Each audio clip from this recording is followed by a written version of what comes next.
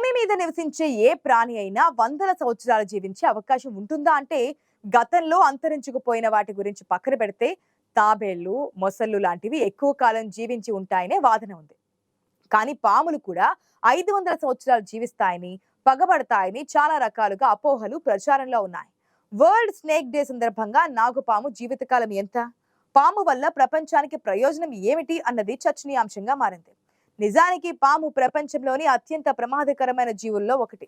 అయితే అన్ని పాములు కాదు, కేవలం కొన్ని పాములు మాత్రమే చాలా ప్రమాదకరమైనవి. వాటికి ఉండే విషం ఎంత డేంజర్ అంటే కేవలం అది కాటు వేసిన కొన్ని సెకండ్లలోనే నిలువెత్తు మనిషిని కూడా చంపేయగలవు. అయితే అవి ఊరికే ఎప్పుడూ కాటేయాలని అనుకోవు. ముఖ్యంగా చాలా రకాల పాములు మనుషులకు భయపడిపోతాయి. తప్పించుకోవడానికి తనకు దారి దొరకనప్పుడు మాత్రమే ఆత్మరక్షణ కోసం ఎదురు దాడికి దిగుతాయి. అప్పుడే కాటేయాలని చూస్తాయి. అంతే తప్ప అవి మనుషులకు ఎదురుపడాలని కూడా అనుకోవని స్నేక్ క్యాచర్స్ చెబుతున్నారు. పాముల గురించి చాలా అపోహలు ఉన్నాయి కదా.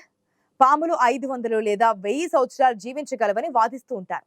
కానీ వాస్తవంగా అది సాధ్యం కాదని అధ్యయనాల వలన తేలింది. పాము వయస్సు తెలుసుకునే ముందు దాని జీవిత చక్రం గురించి కూడా చూడాలి. పాము జీవిత చక్రం ప్రధానంగా 3 దశలుగా విభజించబడి ఉంటుంది. మొదటి దశ గుడ్డు. ఆడపాము ఒకేసారి 10 నుంచి 15 గుడ్లు పెట్టి పిల్లలు పొదిగే వరకు వాటిని కాపాడుకుంటూ ఉంటుంది. గుడ్లు పెట్టకుండా నేరుగా పిల్లలకు జన్మనిచ్చే కొన్ని రకాల పాములు కూడా ఉన్నాయి. ఇక రెండవ దశ గుడ్ల నుంచి పిల్లలు బయటకు రావడం. సాధారణంగా పాము పిల్లలు 50 నుంచి 55 రోజుల్లో గుడ్ల నుంచి బయటకు వస్తాయి. 40 రోజుల్లో పిల్లలు బయటకు వచ్చే కొన్ని జాతులు కూడా ఉన్నాయనుకోండి. మరికొన్ని రకాల పాములైతే 70 రోజుల వరకు కూడా పడుతోంది. ఒకసారి అవి గుడ్డు నుంచి బయటకు వచ్చాయంటే ఇక ఆడపాము వాటి గురించి పెద్దగా పట్టించుకోదు. వాటికి అవే చిన్న కీటకాలను తినడం ద్వారా ఎదుగుతూ ఉంటాయి. వాటి శరీర పరిమాణం సంవత్సరానికి దాదాపు 4 రెట్లుగా పెరుగుతూ ఉంటుంది. మూడవ దశను వయోజన దశగా చెప్పుకోవాలి. ఇది వివిధ జాతులపై ఆధారపడి ఉంటుంది. కొన్ని పాములు 2 సంవత్సరాలలో మరియు కొన్ని 4 సంవత్సరాలలో పెద్దవిగా మారుతుంటాయి. ఒకసారి పెద్దయ్యాక పాములు సంవత్సరానికి కనీసం 2 సార్లు తమ చర్మాన్ని తొలగిస్తాయి. ఆహారం కోసం సొంతంగా వేటాడడం నేర్చుకుంటాయి. కింగ్ కోబ్రాల లాంటి భారీ పాములు ఇతర జాతుల పాములను కూడా తమ ఆహారంగా చేసుకుంటాయి. ఇక వాటి జీవితకాలం విషయానికి వస్తే నిపుణుల అభిప్రాయం ప్రకారం పాము వయస్సు దాని జాతిపై ఆధారపడి ఉంటుందట. కొన్ని రకాల పాముల జీవితకాలం తక్కువగా, మరికొన్ని రకాల పాముల జీవితకాలం ఎక్కువగా ఉంటుందట. వాటి ఆహారం, జన్యుశాస్త్రం ప్రకారం జీవావరణ శాస్త్రం వంటి అంశాలు పాము జీవితకాలంలో చాలా ముఖ్యమైన పాత్ర పోషిస్తాయి. చాలా రకాల పాముల సగటు వయసు 8 నుంచి 10 సంవత్సరాలుగా చెప్పుకోవచ్చు. శాస్త్రీయ ఆధారాల మేరకు అడవిలో నివసించే పాము జీవితకాలం జూలో ఉంచబడిన పాములతో పోలిస్తే దాదాపు సగం మాత్రమే ఉంటుందట. అడవిలో అవి పలు రకాల ప్రమాదాలను ఎదుర్కోవాల్సి ఉంటుంది. వాటికి సహజ శత్రువులైన ముంగిస, రాబందు, గ్రద్దర్ లాంటి వాటితో బెడద ఉంటుందట. బోవా లేదా పైథాన్ వంటి భారీ పాములు ఎక్కువ కాలం జీవించే జాతిగా ఉంటాయి. అవి దాదాపుగా 40 సంవత్సరాల వరకు జీవించగలవు. ఇది ప్రపంచంలోనే అత్యంత పొడవైన పాములలో ఒకటి. ప్రపంచంలో కనిపించే అన్ని రకాల పాములలో కింగ్ కోబ్రా స్నేక్ అత్యంత ప్రముఖమైనది. విషపూరిత నాగుపాములు భారతదేశంలో కూడా కనిపిస్తాయి. మన దేశంలో కనిపించే నాగపాము వయసు సాధారణంగా 25 నుంచి 30 సంవత్సరాల మధ్య ఉంటుంది. జూలో పర్యవేక్షణ బాగా ఉంటుంది కాబట్టి వాటి వయసు అత్యధికంగా 35 నుంచి 40 సంవత్సరాల వరకు ఉంటుంది. అంతేగాని ప్రచారంలో ఉన్నట్లు వందల సంవత్సరాలు జీవించే అవకాశం అయితే లేదు. ప్రపంచవ్యాప్తంగా 3789 జాతుల పాములు ఉన్నాయి. అంతేకాకుండా వాటి సంఖ్య నానాటికి పెరుగుతూ ఉంది. శాస్త్రవేత్తలు నిరంతరం కొత్త జాతుల పాములను కనుగొంటూనే ఉంటారు. శాస్త్రవేత్తల ప్రకారం మొత్తం పాము జాతులలో 600 జాతులు మాత్రమే విషపూరితమైనవి, మిగిలినవి విషపూరితం కానివి అని చెబుతున్నారు. ప్రపంచంలోని అన్ని రకాల పాములలో 70 జాతులు మాత్రమే సముద్రంలో నివసిస్తాయి. చాలా సముద్రపు పాములు భూమిపై జీవించలేవు. నీటిలో మరియు భూమిపై జీవించగల క్రైట్ అనే జాతికి చెందిన పాములు మాత్రమే ఎక్కడైనా జీవించగలుగుతాయి. లక్షల ఏళ్ల నుంచి భూమి మీద నివసిస్తున్న అతి పురాతనమైన సరీసృపాల్లో పాము కూడా ఒకటి. పాముల గురించి ప్రపంచ వ్యాప్తంగా కథలుగా చెప్పుకుంటూ ఉంటారు.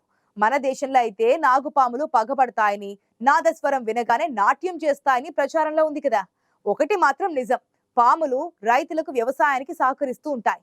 పంటను నాశనం చేసే ఎలుకలను పట్టి పంటలను కాపాడుతూ ఉంటాయి. ప్రతి సంవత్సరం జూలై 16వ తేదీని వరల్డ్ స్నేక్స్ డేగా జరుపుకుంటున్నారు. మనతో పాటు భూమిపై నివసించే ఈ ప్రాణులను గురించి తెలుసుకోవడం చాలా అవసరం. పాముల శరీర నిర్మాణం విభిన్నంగా ఉంటుంది. వాటి వినికిడి శక్తి, వాసన చూసే శక్తి గురించి అంతా చెప్పుకుంటూ ఉంటారు. ఎవరైనా చిన్న చిన్న శబ్దాలు కూడా వినగలిగితే వాళ్లకు పాము చెవులు ఉన్నాయని అంటుంటారు. దీని అర్థం పాములకు చెవులున్నాయని కాదు. నిజానికి పాముకి బయటికి కనిపించేలా చెవులుండవు. కానీ వాటి శరీరంలో చెవులకు సంబంధించిన నిర్మాణాలు ఉన్నాయని పరిశోధనల్లో తేలింది. అయితే మనుషుల్లా వాటికి చెవులు లేకపోవడంతో అవి నేరుగా శబ్దాలను వినలేవు. కేవలం ఇతర జీవుల నడకకు సంబంధించిన కంపనాలను సూక్ష్మంగా పసిగడుతూ ఉంటాయి.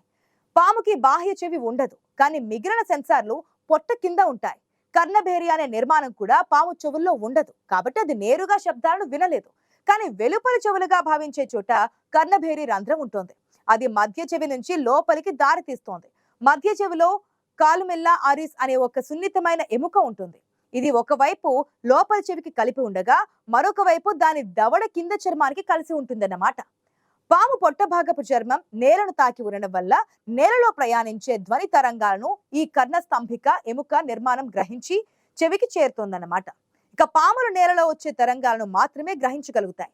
మనం వినే శబ్దాల్లో అతి తక్కువ భాగం మాత్రమే అవి వినగలుగుతూ ఉంటాయి. మనిషి చెవులు 20 హెర్జుల నుంచి 20,000 హెర్జుల వరకు కంపనాలను వినగలిగితే రాయల్ పైథాన్ వంటి పాములు 80 నుంచి 160 హెర్జుల పౌన పుణ్యాలను మాత్రమే వినగలవు.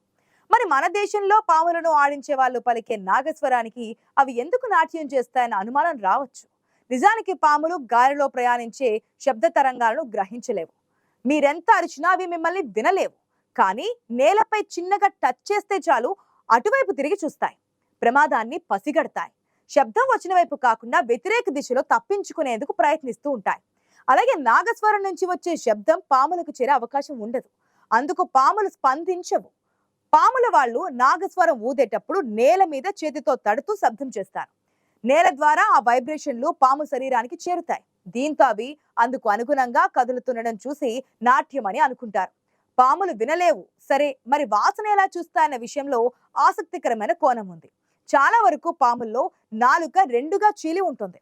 ఆ నాలుక ద్వారానే అవి ఆహారం ఉన్న దిశను, వాసనను గుర్తిస్తాయి. పాము నోట్లోంచి చీలినప్పుడు నాలుక ఎప్పుడు బయటకు వస్తూ లోపలికి పోతూ ఉంటుంది.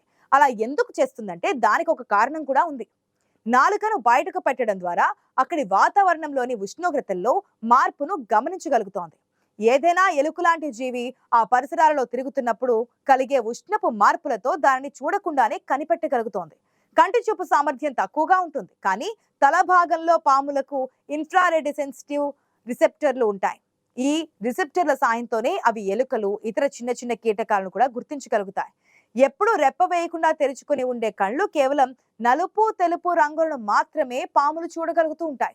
తనకు ఆహారం కానున్న జీవి కదలికలను కంపనాల ద్వారా పసిగట్టడం, కళ్ళతో చూడడం, వాతావరణంలోని ఉష్ణోగ్రతల మార్పులను గుర్తించడం చేసి సక్సెస్ఫుల్ గా దానిపై దాడి చేస్తోంది.